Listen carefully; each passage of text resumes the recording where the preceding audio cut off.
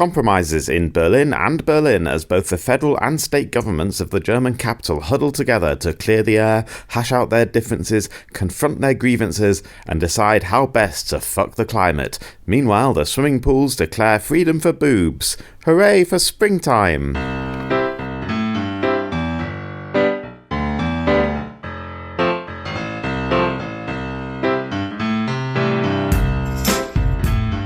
Hello, everybody.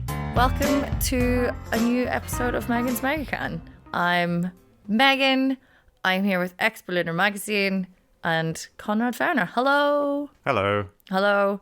I'm trying to sound chirpy because it's Friday when we're recording, which is wonderful. And also, I have 2 weeks off now, but I am tired. I can barely sit upright. Booze?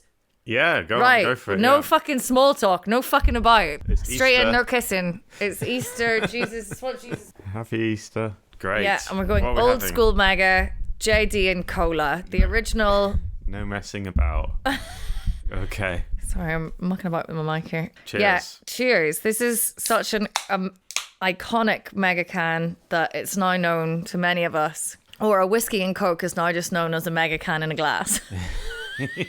That's brilliant. Cheers. Cheers. It's Happy nice, isn't it? Friday. Happy Friday. It's nice, isn't it? It's we've had a lot of excitement in the last few weeks, having a live show and It was. different guests on, and now it's just us again. Yeah, thank it you to feels- everyone who came for the live show. I had a lovely time and everyone Yeah. was very kind and laughed and asked questions. Yeah, and we met a couple of patrons. We did. And it was really nice It was really nice. in the Selina Hotel. And again, slightly surreal because it's so nice that people listen to us.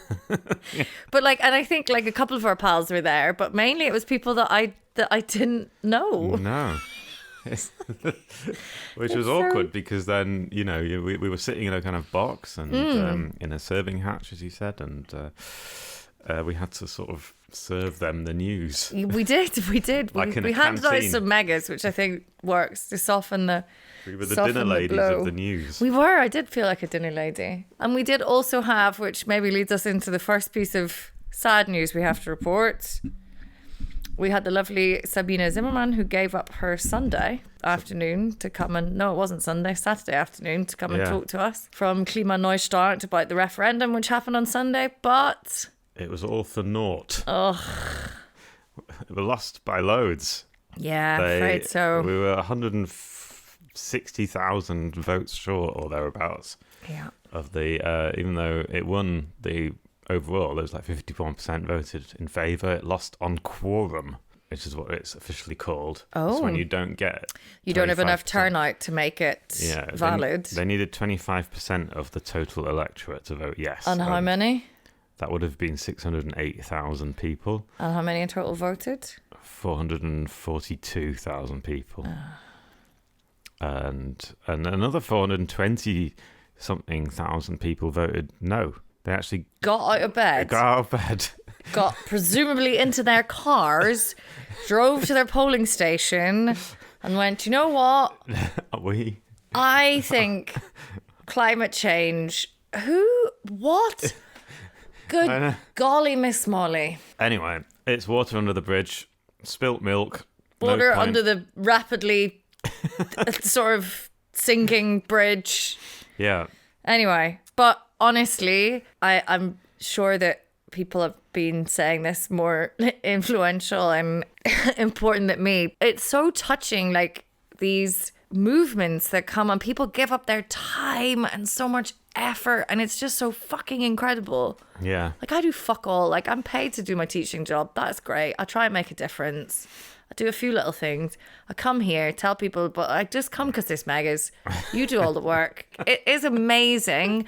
And there were people out on Sunday, I got stopped. I was walking through Schleswig Bush and two people from the Klimastadt, from the movement were like, are you going voting today? And they were stopping people and really trying to and that to me is my worst nightmare, fucking canvassing. Apparently it's not as bad as you think it's going to be and most people are great. And obviously I was like, look, you would totally have my vote. But I can't vote. But things have happened in the meantime in politics. So not only in the federal government, but also in the Berlin, the upcoming Berlin government, things have started filtering through about new decisions that are being made. What would you like to hear about first, federal or Berlin? Is this to do with climate? Amongst other things, yeah. Okay. I mean, just generally, yeah. Are you just moving us along? We're segueing. Well, did you have anything else to say? No. I'd just like to acknowledge everyone who put in a lot of hard work. Yeah, I and would just like to because acknowledge that too. it didn't work doesn't mean your work is not valid. No, and we're going to get our know. fucking passports, and all 25% of those of us in Berlin who are still unenfranchised are going to go out and vote for all the right fucking things. That's what we're going to do. If history has taught us anything, is that protest is always worth it in the long run. Yeah. And even At least even you failed can stand on the last hill while everyone else is drowning and going, fucking told you so, fuckers. Yeah. But, you know, we'll see. We'll see Anyway, what happens. Sorry, Anyway. you're moving us on. Politics, right. What do I want to start with? I think, why don't we let's start with the feds. Okay. There was 3 days of wrestling in the coalition government Yes, there was. earlier this week. We talked on a live show about how Lindner and Habeck were having quite a public spat. Yeah. Which, while we all agree with Habeck on this one because Lindner's being a twat, Yeah. it's not great. It's not a great look No. for a coalition. For a government. No. And it means like that fucker Merz or all of the opposition can just be like, oh, look, Well, look, they disagree on everything. yeah, and then you should vote for us. So they disappeared for 3 days, and everyone thought, I wonder how long this meeting's going to last. So is this all of the government? This is the whole. Yeah, all Who was three in? Yeah. Who was invited? Well, the leaders of the three parties, so Lindner, Habeck, and Scholz. Habeck's not the leader of the party, but anyway, that's another problem. Anyway, but the point is the most important people, and they kind of had to clear the air. Was Annalena there? Probably. All right. But she wasn't, probably, if she was there, she wasn't like, Just thinking, there's too much testosterone in this room. Yeah. And essentially what was happening was that the FDP wanted to come out of there and show that they had won something, because the FDP is desperate because they keep losing elections, the last one being in Berlin. So they wanted to come through and they wanted to say, like, we stopped Habeck doing one of his green projects. Please keep voting for us. We are still worth it. And they achieved this. I mean, all the right-wing press came out at the end of this, and they looked at and they claimed that Lindner had successfully blocked Habeck's proposal for swapping all the gas heatings in Germany. Now, experts are divided on whether this actually happened. But the point is, the right-wing press said it, and that is good enough for Lindner. Grant, that's fine. Let him fucking get into his wee silly boy car. What car does he drive? Let me just start looking. It's probably like I can imagine he drives something which has no roof and drives really fast. And he was very proud of the fact that the Autobahn system across Germany will be built up, and Class. He talked about 144 separate Autobahn building projects, widening, all this other stuff. Whereas the Green Party said, we went along with this, but partly because we have got an increase in tolls on the Autobahn, which will all be used to invest in the rail network. And it's also worth it because next to the Autobahns, we are going to build solar panels. So the Greens said, don't worry about it. I know this looks bad, lots of Autobahns, but it does also mean renewable energy. Now, critics... And solar panels can only exist beside Autobahns. I mean, no, but that's one place to put them, where they might not be as unsightly. As unsightly. Fair enough. But anyway, so they tried to make it look like a compromise. Habeck did a little video where he said, we actually never said we were going to ban all gas heat. The whole thing was like Lindner came out and said, you will not have to swap out your gas heating if it works. And Habeck said, yes, that is true, but that wasn't part of my original plan, but, fill your boots. And anyway, so they kind of came up with this compromise. A lot of climate activists are saying this is a disaster and this is never going to work. But, we'll see. I mean, in the long run, we're all going to die anyway, but it's probably more bad than good. But at least the government is not going to collapse now. So Christian Lindner drives a Porsche 911 SC, which is a vintage Porsche. Oh, yeah. Well, the 911. And I have to say, it is absolutely fucking class looking. Holy shit, is that a sexy car. I hate cars and Christian Lindner stuff, but I do really, really like nice cars. I don't really drive fast enough or well enough to make it worthwhile ever really getting in one, but fuck, they look good. Is it yellow? Is it? Please I don't know what color. Yellow. I don't know. I just looked up what he said that he drives. I just want it to be yellow and pink. I don't know. He said it's... I don't understand what he's saying here. It's in an interview with Automotor und Sport.de. Ich fahre einen Porsche, bla bla bla. Das ist der Eckpfeiler meiner Altersversorgung, lacht. What does an Eckpfeiler mean? The corner? What he's using? Cornerstone? So like that's his retirement, that he's going to... My car costs a lot of money, is that what he's saying? Yeah. The Eckpfeiler of what?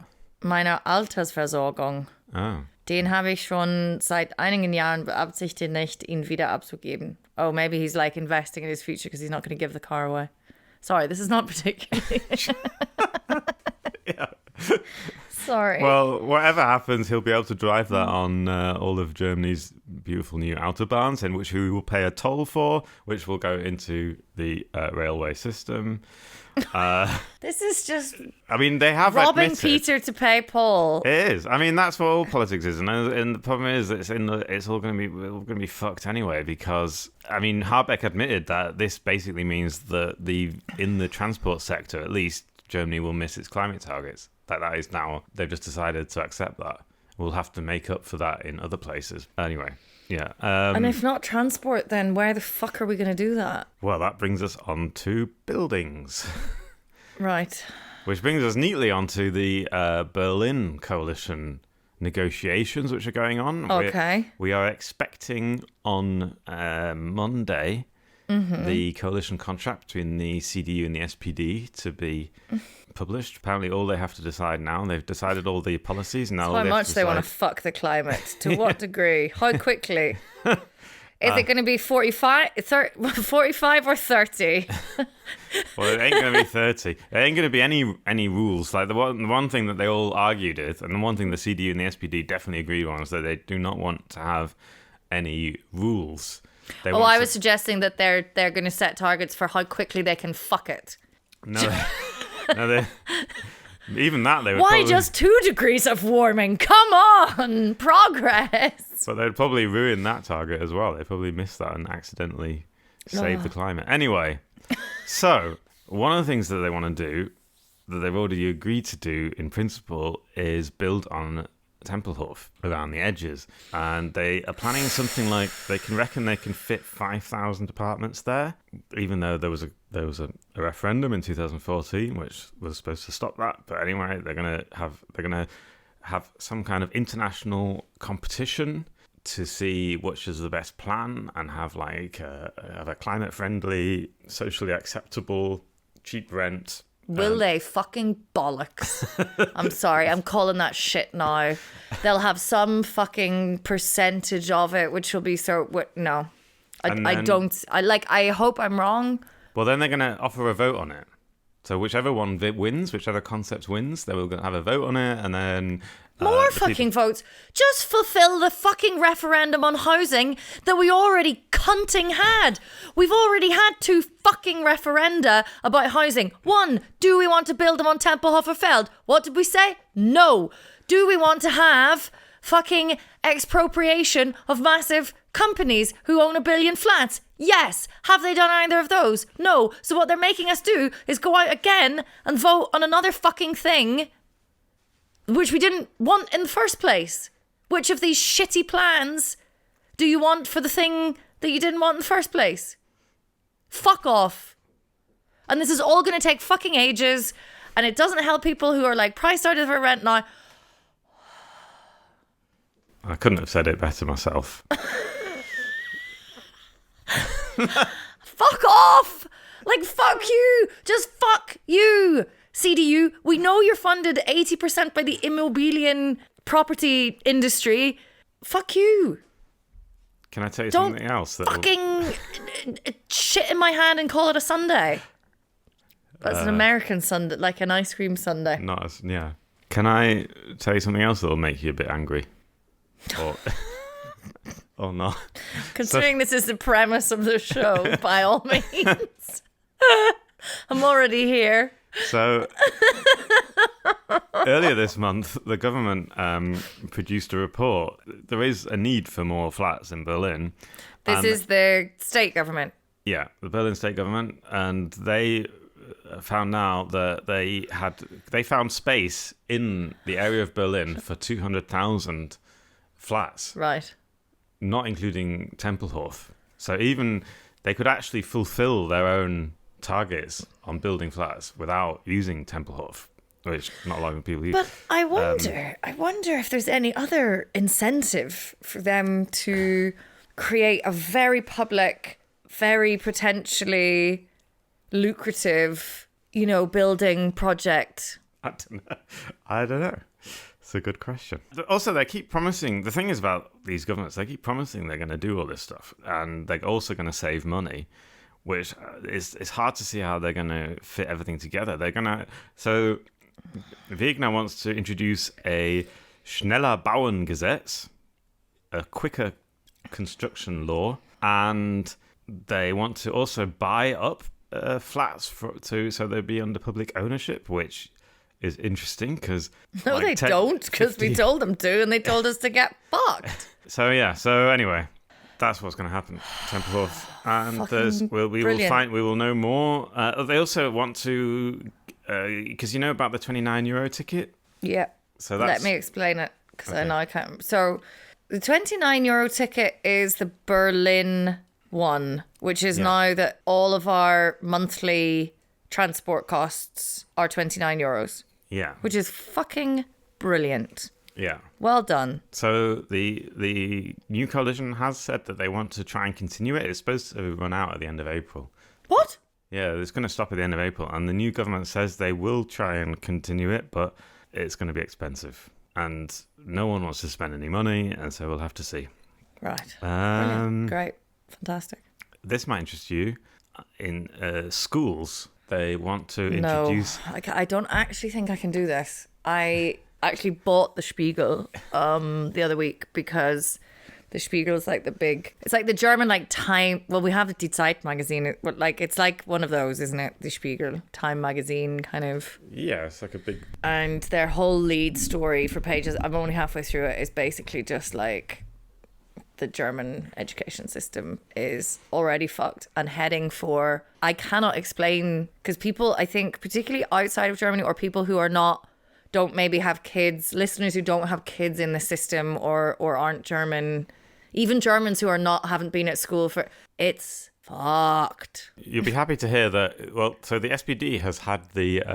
This is still Berlin. Yeah. Okay. So the SPD has had the Senat for education for 20 years, a long time. No longer. That's going to be CDU. Brilliant. And I mean, they couldn't possibly do. They want. Actually, sorry. Of course they can do. I'm knocking on wood. Of course they can do a worse job. They want to introduce a new subject called Weltanschauung und Religion, a Wahlpflichtfach. Do you know what a Wahlpflichtfach is? I do know what a Wahlpflichtfach is. Good, I don't know why they say Wahl and then Pflicht, because to me those things are... What is a Wahlpflichtfach? So Wahl means choice and Pflicht means you have to do it. So it makes no sense. Basically, as far as I understand, in grades 9 and 10 and sometimes 11, if you have depending on your school type, students get the option to choose an extra subject out of and depending on how big your school is, there's going to be different options. Our school has computer science, computers, drama, psychology. So there's all those kind of little, cool extra subjects, and they want to do It's called Weltanschauung und Religion. Cool. Worldviews and Religion. So apparently up until now, ethics has been a Wahlpflichtfach. And now they want to also have religion and Weltanschauung. And apparently Giffey was desperately trying to suggest that this does not mean Christianity. This means all religions, but everyone was assuming, well, you've got the CDU, you're in coalition with the CDU, and they've got Christian in their name, so it sounds like you want to have more Christian. Well, if it is a Wahlpflichtfach, like, good luck. Because if there's anything less sexy to a 14-year-old who are the age of the kids that would be choosing this, it's whatever the fucking CDU want. In Berlin. Yeah, like, Berlin, what is their Berlin plan here? No. Okay. Fine. Ethic is not like ethics is Pflicht now from grade 7, from what I understand, and also like politics as well. And what happens in ethics class? Do you know? It's an odd subject, to be honest. It's like it is good. It's this sort of, I guess, woolly, but they are sort of supposed to do conflict and resolution, and yes, different ethical. As you get older, it gets more complex. Like what are different, like say you've got a problem, there are ways in which you can look at it from like a collective point of view, what's best for the group or what's best for individuals, stuff like that. Okay. Trying to get people to critically think, but also be sort of moral in a way. Like a lot of the German education system, like the subjects and stuff in and of themselves, a lot of like I really like the structure of the Abitur. It's not necessarily at fault, and a lot of it is of course to do with reckoning with National Socialism still. Like that's a huge part of the kind of history curriculum, and then also other things. Ethic, I think, is kind of part of that. Let's try and be good. Well, I'm imagining a lot of lessons where you look at that cartoon of the train tracks and you have different scenarios, you know what I mean? Yes. Okay. I have a board game of that. Okay. Yes. Anyway, okay. Talking of ethics. Right. Berlin has clarified its gender equality rules for topless swimming. Right. Do you know about the case of Lotte Mies? Who is this Lotte? I think I heard about this at the other end, so I knew that something had been happening with topless bathing. But what I heard was, now you can bathe topless in Berlin. And I was like, what? How? What? That can't have just become a thing. I've seen people fully nude in like just public parks on those first days of spring and April where it's not freezing and everyone's in the nip. Well, Lotte Mies last December, she was swimming in an indoor swimming pool in Kaulsdorf and she didn't have a top on. And the staff said that she had to either put a top on or leave. And she refused. And the police were called and then she was forced to leave. And she filed an official complaint with the ombudsman or person of Berlin. I don't know if it is a man. Anyway, we have this weird medieval term, ombudsman's office, and that is responsible for compliance with Berlin's Anti-Discrimination Act. And she won, it turned out, a couple of weeks ago. Go Lotte, go Lotte. And now the Berliner Bäderbetriebe, the BBB, that's the authority in charge of swimming pools, have had to clarify that you are allowed to leave your top off if you're a man or a woman or any other gender when you go swimming. And, fantastic. Yeah, so that was like slightly a win for equality, I think, because it was kind of, and apparently, I think... So here's the thing. Go on, what were you going to say? No, you go. So here's the thing. So apparently there is an authority in Germany that defines what sexual organs are. Sorry? So, I've had a lot of this mega can. I haven't had very much to eat today. How are you enjoying your mega can? Let's have a small break from this insanity. How are you getting through your OG? Oh, brilliant. I'm having a whale of a time. As I always do. I would like to take this moment for just to also acknowledge, while I'm on the acknowledgement train, all the podcasters who deal with the news when they're not half cut. by about 20 minutes in because fucking hell, respect. This is horrendous. Yeah. No one should have to do this sober. Right. I'm sorry. Of course there's some kind of agency that has to define everything because Germany just loves having to have the official terms and definitions for everything. Right. So there is a body called the Federal Anti-Discrimination Agency. Yes, I know about those. And they have two categories. They have Isn't it called like LAD? In German, and like it's the Landes Anti-Discrimin. Oh, this is the federal one. So okay. This is the Berlin one is definitely called like LADS or something. Right. Okay. Anyway, concentrate. Okay. So they have two categories. One is primary sexual organs and one is secondary sexual organs. Oh, but that's like a thing, I think. Right. Okay. And I agree. Primary sexual organs include such things such as the penis, testicles, and vagina. Secondary Secondary sexual characteristics, sexual. Did not sexual think organs, this is going to happen today. include breasts and beards. Beards? Yeah. And hair. Is hair? Yeah. Yeah, okay. So, and yeah, body hair. So, anyway, so now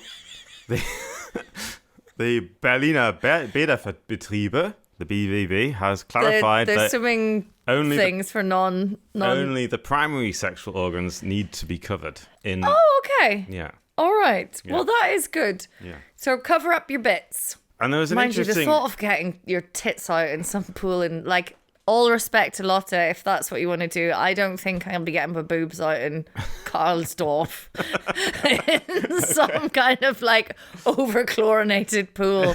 I just don't see it happening. Okay. Well, that's. Well, I'm glad you've cleared that up. That issue. Interesting is that, of course, FKK, Freikörperkultur, is a venerable German tradition.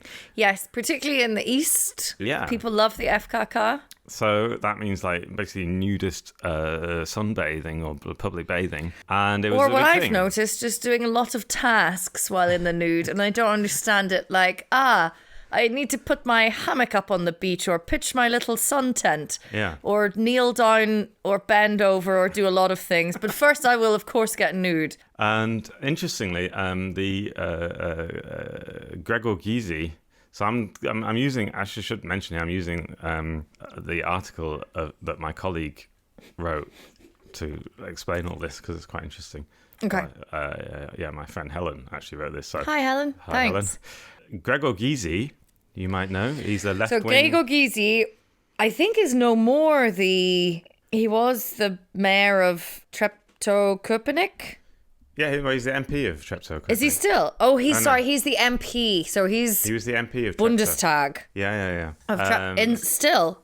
No longer. I think he retired from the Bundestag in the last election. But he Okay, was for many years. Very, very popular.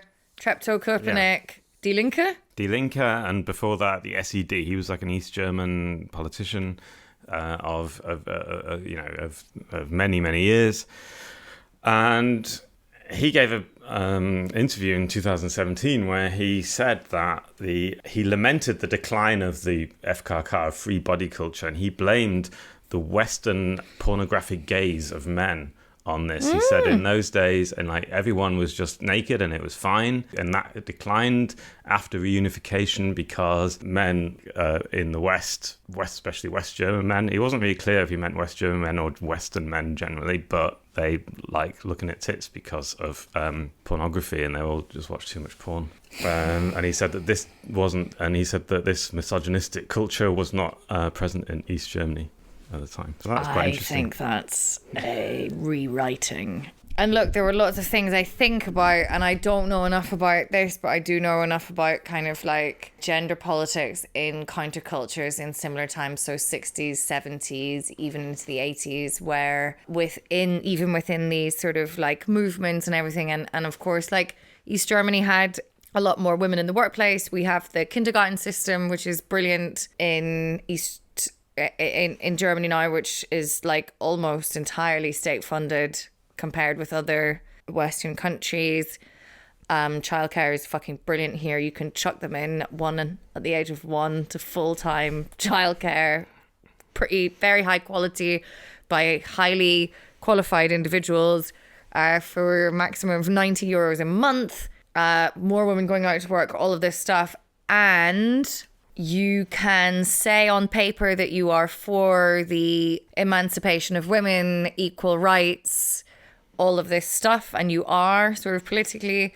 And these internal things, these internal narratives and stuff that we carry with us do not disappear. So abuse and women within these movements being treated horribly and misogyny and all of that stuff was still alive and well and kicking. So I'm sorry, Gregor.